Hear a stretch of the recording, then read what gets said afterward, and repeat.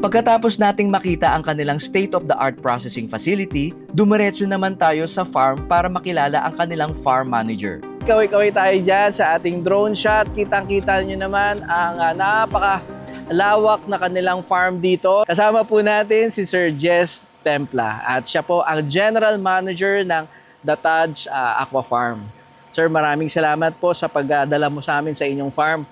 At syempre, maririnig niyo po ang kanyang pagbabahagi when it comes to sa kanilang operation, sa kanilang aqua farm. And of course, isang napaka-inspiring na episode dahil added value para sa mga kababayan natin na gustong pasukin ang aquaculture. Kailangan po nating matutunan na rin, i-consider nyo ng pag-aralan ang food processing dahil dito sa kanilang Bani May Farm, sila na rin ang nagpa-process ng high value premium quality na mga Banamay shrimp.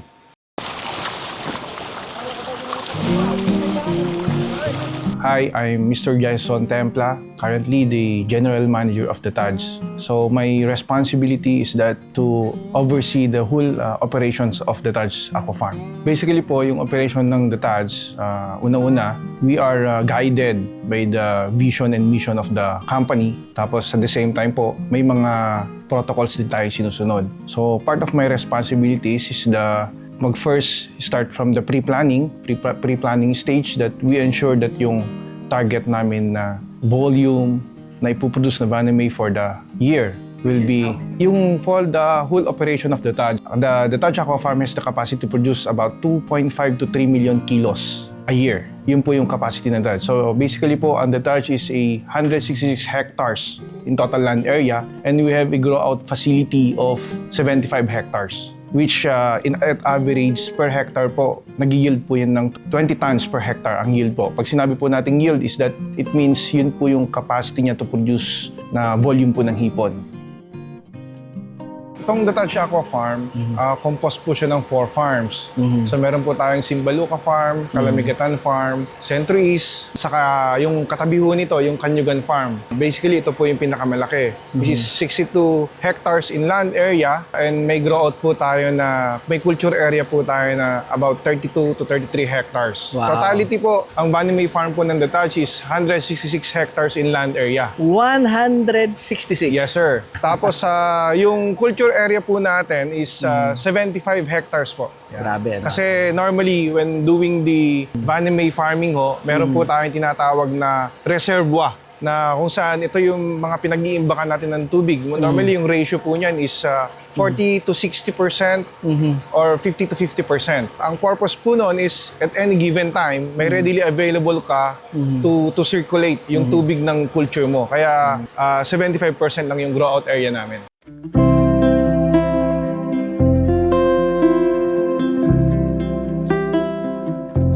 Basically po yung The Taj, yung full pan po ng The Taj is full line. So line po lahat ng pans po natin. Wala po tayong earth pan. Basically the purpose of the line po is una-una, ma-preserve mo po yung quality of water you have and yung intoxication na possible po na mag-penetrate or contaminants from the ground is ma-prevent mo. So basically po, ang pinaka-idea nun is you have a controlled environment for the shrimp to grow. Malaki po kasi yung earthen pan basically po open po siya. Susceptible po siya ng mga underground na mga contaminants, yung mga undesirable po na mga wild na animals. Possible po yun na maging carriers po ng disease. So doon po sa line, pag line po yung pan, once po na naglagay po tayo ng tubig na sa pan natin, it is assumed as it is contained para po siyang pool. So whatever happens to the water doon po is within our control. Yung source po natin ng water is yung Bugay Lagoon. So ang source po ng tubig po ng farm po natin, ng Banamay farm po natin is a brackish water. Dito namin napag-usapan ang isa sa pinaka-importante ng kanilang operasyon, ang water treatment system. So nakikita po natin sa drone shot is katabi na natin halos yung dagat. Yes, sir. Opo, sa kabilang dulo. Po yan is Babuyan Channel po yan. Yun, sa Babuyan Island. At talagang nasa pinakadulo na tayo, malapit na tayo sa Apalit. Yes, sir. Just an hour away, ano? Yes, sir. Yeah. Para sa kanila, hindi lang ito requirement, kundi top priority talaga. Hindi sila basta kumukuha ng tubig mula sa kalikasan at ginagamit agad sa kanilang mga palaisdaan. And so talagang maganda yung quality ng tubig nila dito. And makikita nyo yung drone shot natin, yung mga mangroves, yung parang pinakabukana, papasok yung tubig dito. Meron kayong parang gateway Yes, sir. pagpasok ng tubig. So paano po yung sistema ng paghigop ng tubig dito? Bali po yung system na rin ng paghigop po ng tubig. Sa entry point po natin, meron po tayong parang initial reservoir. Doon po namin pinapasok during high tide. May mga pumps po kami na naka-standby dyan ng mga 20 HP, 30 HP. Yun po yung means namin to move the water from the source. I see. So parang isang mahabang stretch yun, no? Na Yes, sir. sa Yun po drone, no? yun po naman yung settling pond po namin. Yun yung second stage. So, after po ng pumping namin doon sa intake reservoir po namin, pumupunta po siya doon sa settling pond. Yung parang river nyo na Yes, sir. Yung mahabang parang kanal. mahaba po siya. So, ang purpose naman doon, pinapasettle namin ng most likely mga 24 to 36 hours yung tubig doon para whatever po na sediments or silt na nakasama doon sa pumping is magsettle po siya doon sa area I po na see. yon. Bago pa ito pumasok sa mga ponds, dumadaan muna ito sa maayos na proseso ng paglilinis at pag-aayos ng water quality. Sinisigurado nilang tama ang kondisyon ng tubig bago ito gamitin para sa mga hipon. Lilipat na naman po namin siya doon sa next reservoir, yung adjacent reservoir. Parang swimming pool na, Apo, lawak. yung malaki po.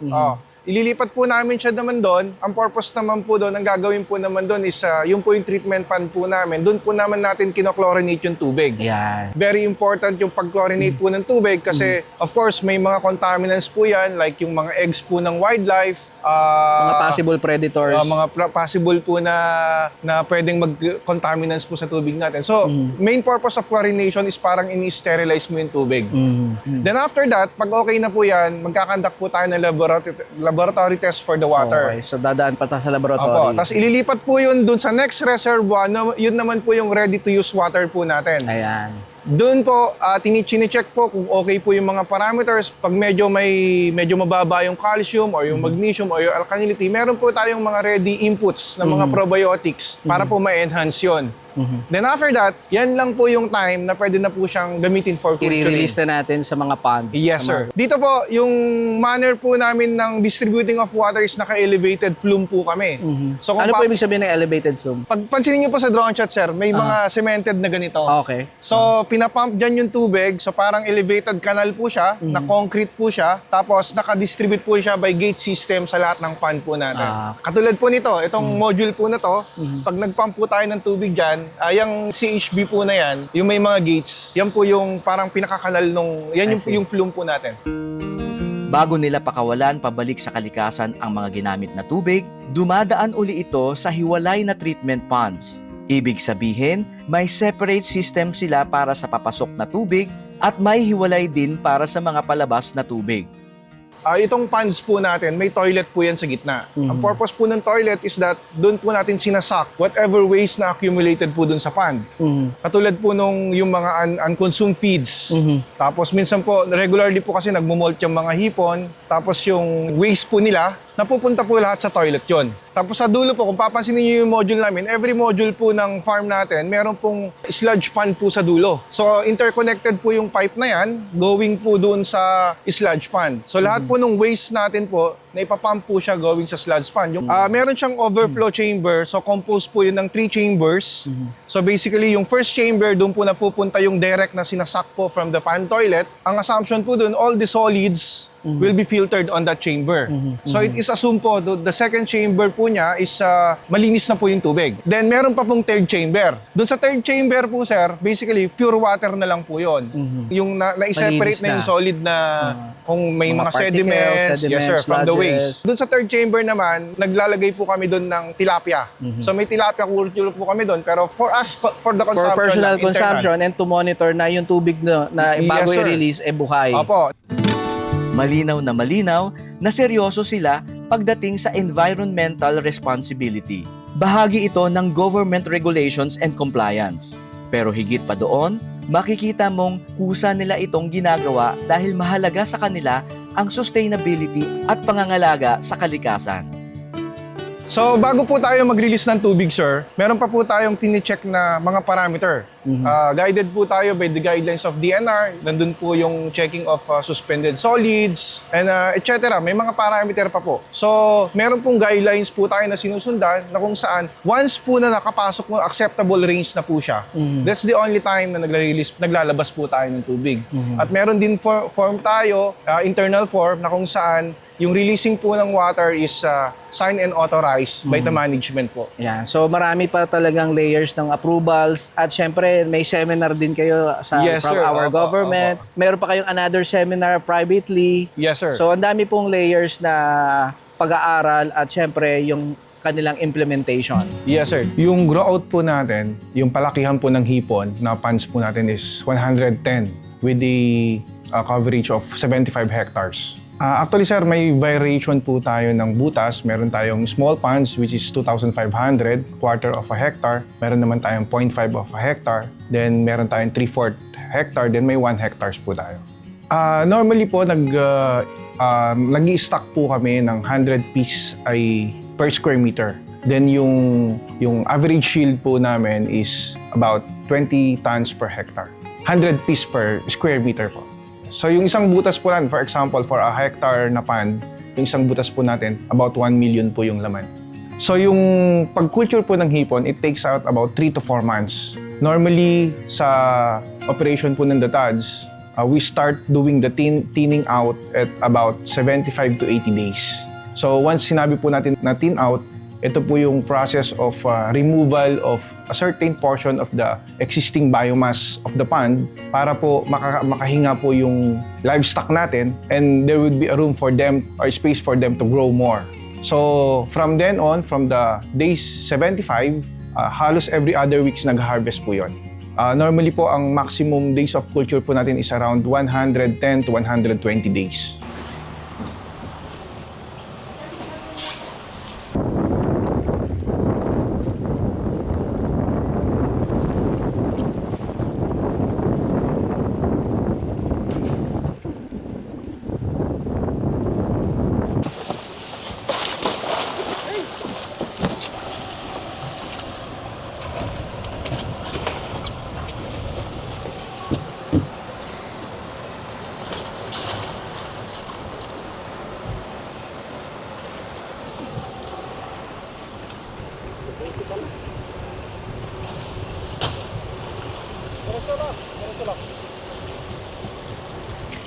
Yan.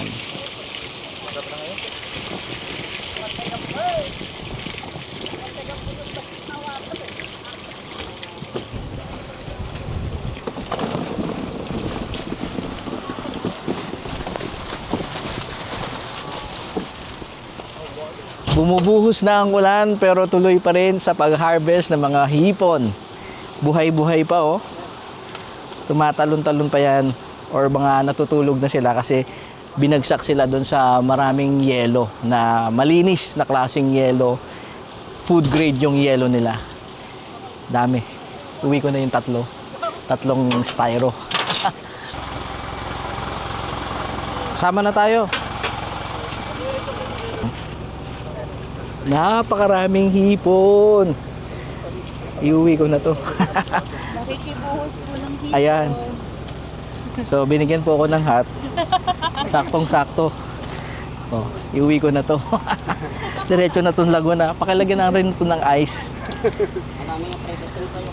Yan oh. Dami.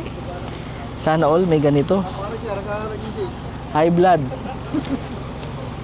Ang salakot na puro hipon. O, yan, buhos natin. Naglaro ang bata. Nakaka-excite. Okay, andar na daw. Ayun o. Meron ka ng lalagyan ng hipon, meron ka pang salakot. Dito na. Ayun o.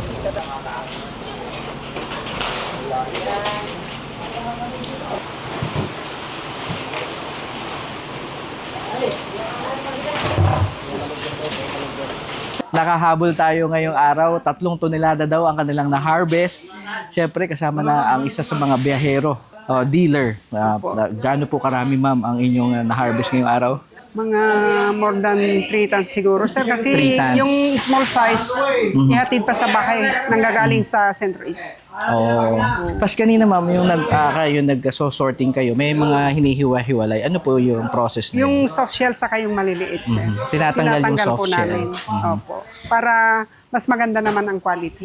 Pag dinidispose namin sa ibang suki namin, ibang bayan. Opo. Saan po kayo nanggaling pa? Dito po sa Bugay, sir. Kinawegan, Bugay. Tapos yung inyong mga angkat ngayon, saan nyo pa dadalhin? May makarating po ito hanggang Ilocos Sur. Mula Ilocos Sur. Apari hanggang Ilocos Sur, Apari hanggang Santa Ana, Santa Ana to Tuligaraw hanggang Santiago po. Ba, medyo malayo-layo biyahe. Opo. Sino-sino pa ba ang involved sa business? Mukhang kasama nyo pa. Manugang ko Manugang. po, yung dalawa. Asawa ko po yung nakaupo doon. Talaga.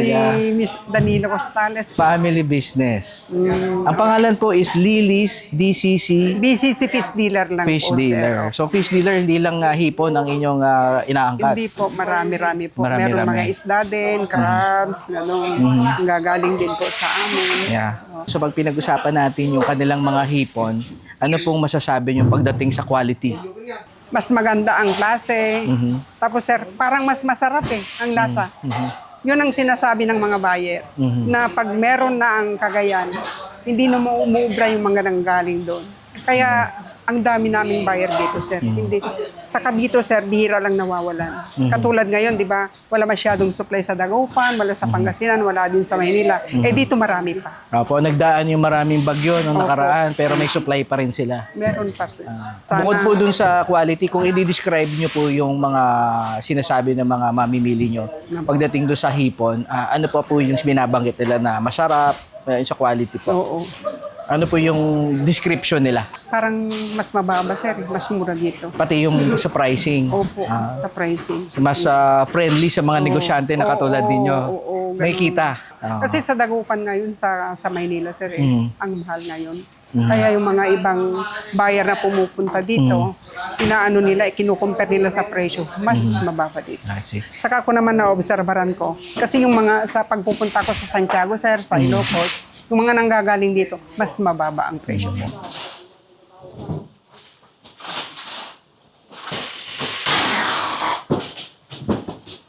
Ilang years na po kayong bumibili sa Dataj? Sir, kung ilang taon na ito, nandito na po. Simula sa pool nagsimula sila. Wala pang hipon noon, sir, Wala pang hipon dito, bangus pa lang, malaga, saka tilapia, nandito na ako. Suki na rin Opo. kayo. Aha. Kasi Dalaga pa kayo nun, ma'am? Hindi po, may anak na akong dalawa.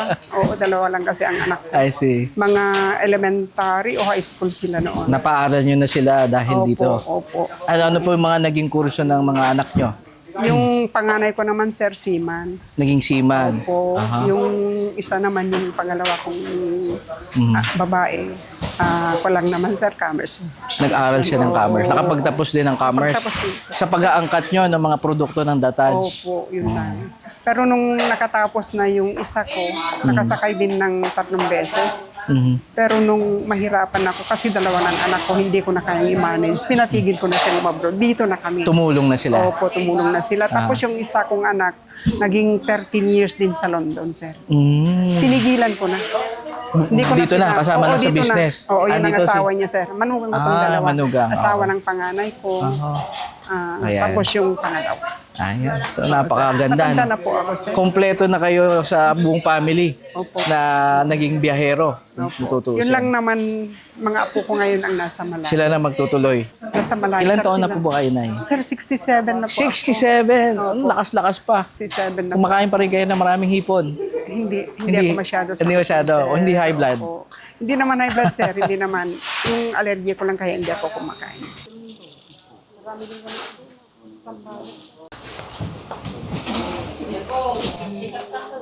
Sir, good afternoon po. Ang laki-laki ng papasalamat ko sa iyo.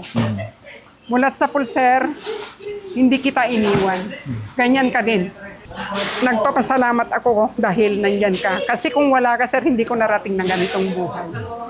Dito nagmumula ang magandang buhay ko sa Banami, sir. Kaya maraming salamat po sa iyong pamilya, kayo ni ma'am. hindi niyo ako pinagsawahan hanggang ngayon. Nandito pa rin ako. Pinagkatiwalaan niyo ako ng husto. Ganon din ako sa inyo, sir. Kaya maraming salamat po, Sir Didi. Ma'am Cynthia. Ayan. So, napaka-inspiring po ng ating na-interview ngayon kasi talagang isa po siya sa pioneer na talagang suking namimili dito, nakapagpag-graduate po ng mga anak. At pagtas graduate, sama-sama na po nilang itinaguyod, pinagpatuloy ang negosyo na sinimulan ni nanay na ngayon, buong angka na ata sila ngayon dito. Opo. Kulang na lang ang apo hindi sumama. Nakilala din natin ang kanilang expert na nangangalaga ng kanilang nursery. Kasama po natin si Sir Tony at isa po siya sa farm manager. Sir, saang farm tayo ngayon? Narito tayo ngayon sa Centuries Farm. Yan, Centuries Farm ng Dataj Aqua Farm. Ito pong area na itong ating nakikita sa drone shot is gaano kalawak yung inyong farm dito? Sa ngayon, itong farm ng Centuries ay nasa 67 hectares. 67 hectares. At ano-ano po yung nandito sa inyong farm? So meron kaming tatlong facility, tatlong building na nursery. At bawat nursery mayroong 6 na circular tank. So yung area ng bawat circular tank, ang diameter ay nasa 10 meter. 10 meter yung 6 nurseries ninyo. Dito nagsisimula ang journey ng bawat Vanamay shrimp. Ang mga shrimp larvae ay galing sa third-party supplier. Pero hindi ibig sabihin nun ay automatic na itong ilalagay sa production ponds. Mahigpit ang kanilang standards sa pagtanggap ng mga larvae. Sinisigurado nilang maganda ang kondisyon bago nila ito tanggapin. Right now po si The Tads is nag-outsource po kami ng fry. So yung fry po namin is nanggagaling po sa Visayas and nanggagaling po sa Zambales area. Actually sir, yun po yung because the operation of The Tads is scientific based. So basically, the purpose of the nursery, given po yung challenge of getting the fry from a distant, na meron siyang travel time. So basically, parang ang assumption po dun is meron pong stress factor sa fry for us to be able to acclimate it properly and also para makapag-adapt din yung mga fingerlings namin on the environment we have here. We utilize these nursery facilities. So basically, pagdating po ng fry dito, nasa nursery po sila. We take care of them sa nursery area for about 7 to 14 days before namin siya nilalagay sa grow out, which is the open pan. At pagdating sa nursery, mas lalo pa nila itong inaalagaan at kinokondisyon. Minomonitor ang tubig, ang pagpapakain, at ang overall health ng mga larvae para mapalakas ang resistensya nito. Yung nursery, sir, para saan ba yung nursery ninyo? So, dahil nasabi natin na nursery, so from hatchery, darating siya rito sa farm para ma-nurse. So, i-condition mo na siya mula sa travel at nang mas masigla at mas malakas pa siya before transferring doon sa grow out. Yan. So, mga ilang weeks po yan bago natin makondisyon yung sa nursery? Inaabot kami ng around 7 to 15 days. 7 to 15 prior days. to transfer. Ang goal nila, mataas na survival rate paglipat sa grow-out ponds. Dito mo talaga makikita na ang kalidad ng produkto ay hindi nagsisimula sa processing. Nagsisimula ito sa tamang sistema, tamang tubig, at tamang pag-aalaga mula pa lang sa simula. Yung grow-outs natin, sir, gaano kalawak yung lupa nyo ulit dito? Bali, ang grow out nasa 32 hectares. 32 hectares. Oh, wow. And then each of ilan yung butas nyo dito? So, nasa 67. 67 na butas. Yes, 67 wow, na grabe. butas. Ang lawak, ano. At ito po ay bawat butas, gaano kalaki naman yun? May 1 hektarya ba per butas? Average natin ng mga 7,500 square meter. Almost 1 Yung hectare isang, na. isang butas. And then may bago na 2,500. So, 1/4 mas maliit. Maliit na yung 2,500 square meter. Sobra-sobra na yun sa 3 bahay, for sure. And yung ba, sir, paano ba yung sistema ninyo sa paggaling sa nursery? Lahat ba yan sabay-sabay nyong lalapagan, yung 67 na butas? Paano yung cycle po ng inyong per batch when it comes to grow out? Bali, may cycle na nasusunod para hindi sabay-sabay lahat na na-stackan yung mga pan. And each of the ponds po, ang katulad ng pinakamaliit nyo, yung 2,500 square meters, ang stocking density ng Vanamay dyan, gaano karami po? Ang ginagamit naming stocking density ay 80 hanggang 150. pieces per square meter. Piraso or 1,000? Pieces, sir. 80 80 pieces 80 per square meter. Per square meters. So kung kukumpitin natin sa 2,500, sir, Sa 2,500, gumagamit kami ng 150. So, ang stock namin ay nasa 375,000. sa pieces. 2,500. Sa 2,500. Oh, wow. So 370,000 na piraso sa isang 2,500 square meters. Yes. Tapos yung pinakamalaki na pond nyo dito is gaano kalaki yung butas? Nasa 7,500. Ayan. So gaano karami yung... So, doon in-stock namin nasa 100 pieces per square. So, pumapatak siya ng mga 700 to 750,000. Grabe. So, ang laki. So, bilangin nyo na sa per kilo yun. 750,000 piraso na mga Vanamay. At ayan po ay when it comes to the survival rate nila, ilang percent po yung nabubuhay or ilang percent yung mortality na lang para mas mabilis? Sa survival na lang tayo, siguro average ng mga 80 to 90. 90% survive. Oo. Mataas na yung 95%, Oo, sir, sir. mataas na. So, yung 15%, ano po yung nagiging cost ng mortalities natin? Una, syempre, during transport, from hatchery papunta dito, and then from nursery papunta sa grow out, mga ganun naman. So 95%. And on the average, yung baga parang regular ninyo na percentage ng survival is ilang percent? Ano average, sir? Andun na tayo, mga nasa 85 up to 90. Tapos yung 95 talagang magandang sa- panahon. So normally, ang production ng Dadaj is nag-start kami ng summer season. So most likely mga month of March yan. Then yung stocking namin is in a progressive manner. So from March, April, May, and up to June. So yan yung basically yan yung normal na stocking namin for the first crop. Then as July starts, yung na-stock namin on the early on of yung first na batch na stock namin by month of March is nag-start na din yun na ma-close. So most likely mid of July, mag-i-stock na din kami for second crop. So July, August, and September. Normally, October hindi na ideal for us to stock because nag-i-start na ho yung rainy season and typhoon season dito sa area na to. Normally sa Dadaj, since the farm is located on the typhoon belt zone of the Philippines, ang pinaka-challenge namin is yung heavy rain. Because of course, since nakaline po yung pond po natin, it is assumed na contain po yung tubig. Kapag may malakas po na ulan, nadidilute po yung, nanahaluan po ng fresh water po yung tubig natin, which is treated. So that's the time na nagpa-fluctuate po yung mga parameter po natin. At once po na nagpa-fluctuate po yung parameters, that is stressful environment for the shrimp. Minsan nagkukos po ng mortality at the same time nagkukos din ng disease. So yun yung mga challenges na na-encounter po namin sa Dadaj. When Dadaj started po kasi of doing Vanamay shrimp culture, meron po tayong consultant from CP Foods. So meron pong naka-in place ng mga protocols and guidelines na fina-follow po ng farm to mitigate those problems. As we can see po, lagi pong tinatamaan yung area po namin ng typhoon. At of course, kung makikita nyo po yung farm, it's very open. So normally po kaya po yung facilities po ng Dadaj is kakaiba po sa iba kasi lahat ng facilities po namin is rigid. Built rigid po siya. Konkreto po lahat. It's because of the typhoon. So yun po yung isang challenge po talaga na every year namin pinagdadaanan. As of now, I can say na nami-mitigate naman namin. Nami-mitigate naman namin yung effect ng typhoon. May mga naka-in-place din tayo ng mga protocols kasi sa ngayon naman with the technologies, we can forecast ahead of time pag may paparating na typhoon. So may mga control measures tayo na naka-in-place sa farm. As of now, ang market po namin, generally po, yung Cagayan area, kami po nagsusupply ng Vanamay. Tapos may supply po kami sa Dagupan, sa Malabon, at meron din ibang nag-walk-in from going to Ilocos, Isabela, mga ganong area po. So far sa datos po ng Pilipinas is that ang per capita na consumption natin dapat is about 250 to 300 million. Ang napoproduce lang natin ngayon ng mga growers is about 60 to 65 million tons.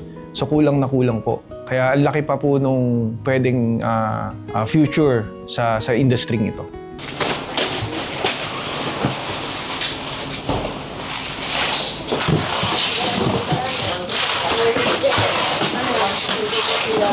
So, susunod po na pupuntahan namin is yung ice plant naman po nila. Pinuntahan din natin ang kanilang ice plant. Dito ginagawa ang kanilang food-grade slurry ice mula sa purified water. Hindi ito ordinaryong yelo, parang pino at malambot na snow. at kaya nilang mag-produce ng tone-tonelada nito araw-araw para sa packaging ng kanilang mga hipon para sa buyers at traders.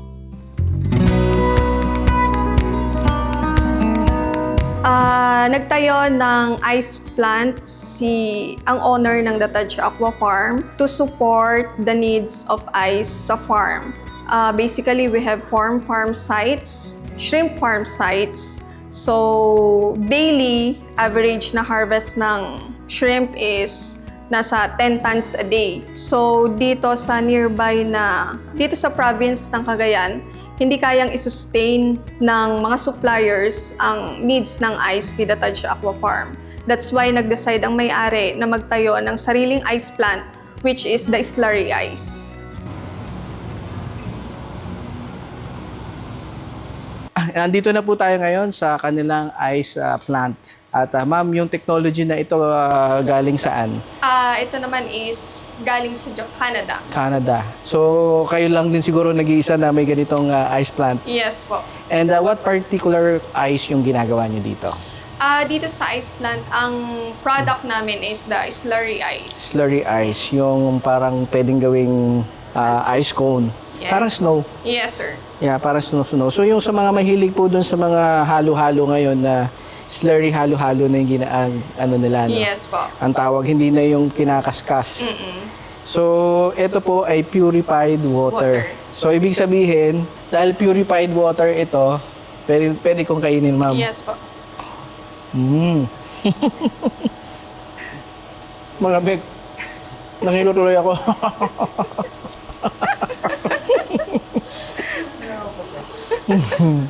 So, amazing, you know, na talagang the commitment to quality is really top-notch. Yung kanilang yellow, nabanggit po sa akin doon sa ating sa sales department nyo nung nagdi-distribute sila ng mga shrimp. Yes. Doon sa mga trader ay talagang maganda. Ang kagandahan nitong slurry ice ninyo is hindi matigas, Yes. hindi na sasaktan or nasisira yung integrity ng shrimp. Yes po. Pag nilagay nila doon sa ice box, parang layer, no? Parang yes. first layer ice, second layer Hipon, shrimp, tapos another layer ice. ice, and so on. Yes. So, yung matitigas na yelo po, pag yun ang nilagay natin, parang pag natagtag, nasiksik, dahil nga matigas, nasisira yung Yes, sir. katawan nung hipon. So, nape-preserve siya, pero hindi preserve yung pangangatawan. Yes. Kaya ito yung advantage ng slurry ice na ginagamit. Ako na nag-explain. Kasi talagang na-observe ko naman na during doon sa ating doon sa kanilang pag-harvest at pag-aangkat ng ating mga behero, isa yun sa mga kanilang nabanggit na maganda yung type ng ice na ginagamit nyo. Yes, sir.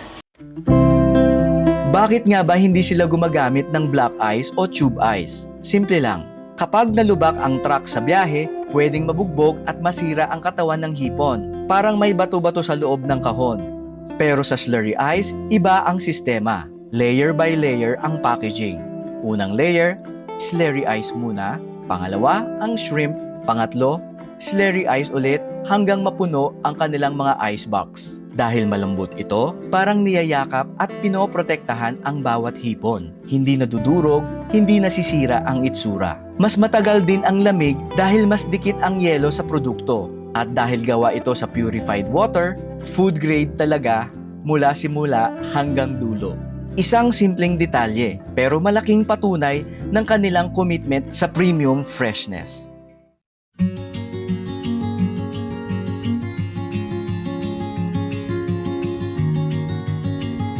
Ang kaibahan ng ice na sinusupply sa wet market and ni The Taj Ice Plant is, una is slurry ice ang gamit namin. From reverse osmosis filtration, pinaprocess namin sa ice plant as slurry ice. Then, pangalawa, we have the facilities na nag-ice making also from Canada. And then third is compliant kami sa mga requirement ni BFAR and DNR about sa ice plant facilities. Ang slurry ice is, if aware kayo sa mga ice na ginagamit sa panghalo-halo, yan yung klase ng slurry ice na ginagamit namin para sa hipon. Actually, may special case siya kung bakit slurry ice ang ginagamit. So, yung iba kasing farm is ang ginagamit is ice block, ice flakes. So, kaya nag-decide yung owner na slurry ice ang magiging product ng ice plant is to cover the pag nag-pack sa sa hipon is nako-cover ng mabuti yung whole body ng hipon para during travel is hindi masira yung quality mismo nung shell nung hipon. In compare sa mga nabibili sa wet market na black ice, crush ice, and ice flakes, slurry ice is maganda siyang gamitin for packing during travel kasi nako-cover niya ng maayos yung body at na-preserve yung quality ng shell ng mga hipon na tina-travel sa malalayo.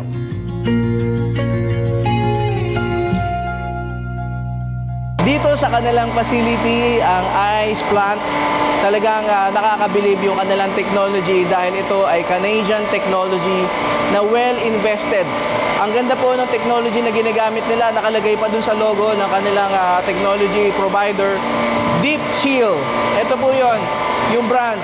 Ang sabi dun sa kanilang brand ng Deep Chill is the science of fresh.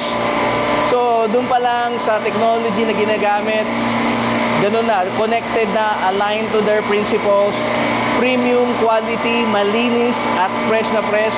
Kaya naman from the water na purified, ginawang yelo, saan ka pa ba?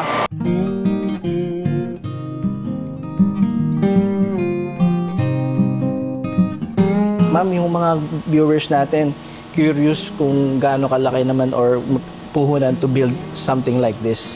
This one naman, sir, I think sa facility pa lang is nasa 50 M. 50 million? Yes po. Grabe. Since import pa siya. Yeah. Yung mismong infrastructure or yung mismong materialis na yan, inaangkat nyo na rin. Yes po. I-assemble na lang dito. And, pero matagal-tagal nyo na itong gagamitin. Yes, sir. For life na. Yes. Matagal naman. Yung maintenance po nito, ma'am, meron bang difficulty or kayo na mismo rin ang sinend for training para ma-maintain yung equipments? Bali sa maintenance, sir, meron naman kaming third Bababa na party na Yeah. kinukuha. And then, ang struggle namin is yung sa mga spare parts since import siya. I see. So, wala siya dito local na nabibili. Meron po ba, ma'am, na feedback from your mga customers regarding po doon sa type of ice na ginagamit nyo rin? So yun, sir, ang na-receive naming feedback sa mga customers is, yun nga, tumatagal daw yung ice namin. Nung nag-run nga kami is umabot po siya ng 48 hours bago totally natunaw. Yeah. Hindi ba kayo mag-expand ng halo-halo shop dito sa labas? Siguro sa future, sir.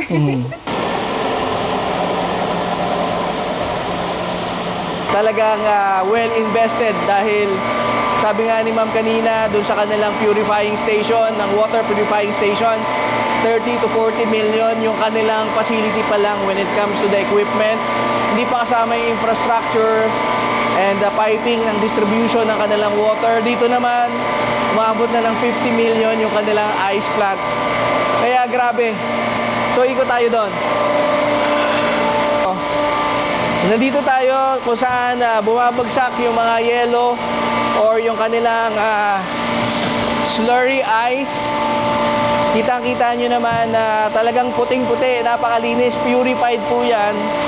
Kaya kung kukuha tayo, para siyang snow sa kaputian.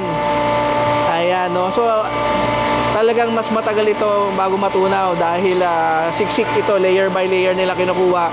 Doon nakita nyo doon sa cutaways ng ating mga harvest nung nakaraan ay layer by layer nila nilalagay ito doon sa ice box kasama yung ice para ma-deliver, para ma-preserve yung quality and freshness ng fresh cuts nila from the farm.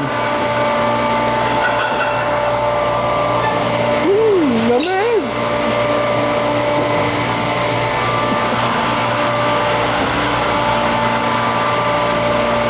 Kumakain ko mo.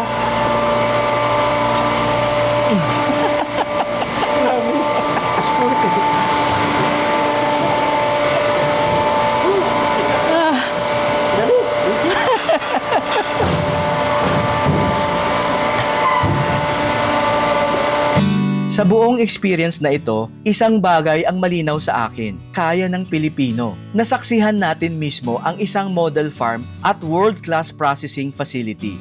Hindi ito kwento lang, hindi ito pang presentation lang.